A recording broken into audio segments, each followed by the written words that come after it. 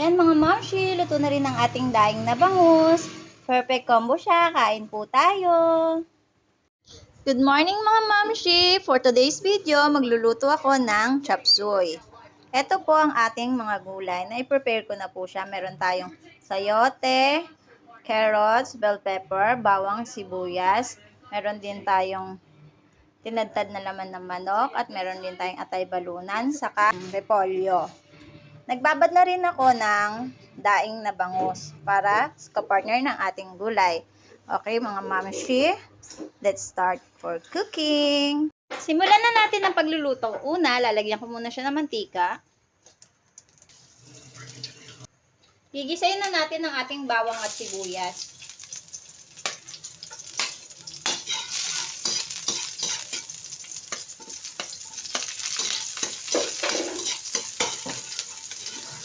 Ngayon, nilalagay ko na yung ating manok.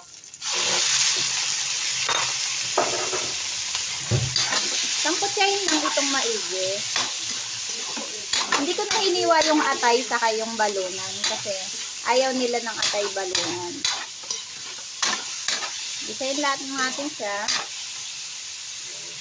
Sunod na nating ilagay ang ating carrots, sayote at bell pepper. Napakadali lang po nitong lutuin mga mamsi. At napaka-healthy pa. Super sarap pa. Tangkotsahin lang natin.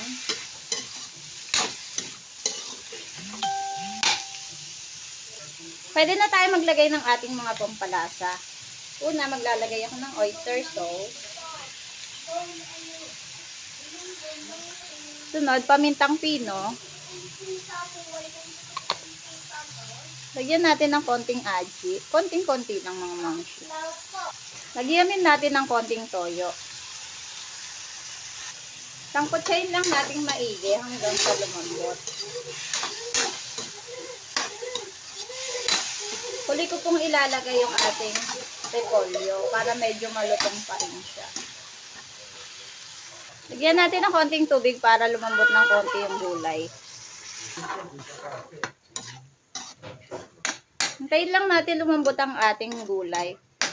Tapos, pwede na natin lagay yung repolyo. Ngayon po, malambot na po yung ating mga gulay. Pwede na natin ilagay yung ating repolyo.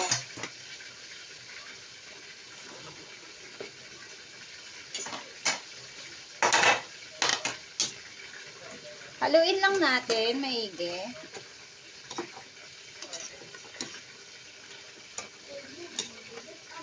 Ayan po. Sa repolyo, kahit hindi siya lutuing maigi, half cook lang, napakasarap na ng ating repolyo. Pakuluin lang natin ng isang kulo, mga mami. Then, pwede na natin serve.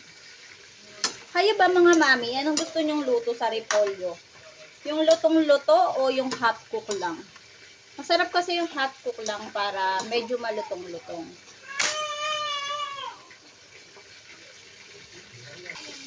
Ayan mga mami, luto na po ang ating chop suey.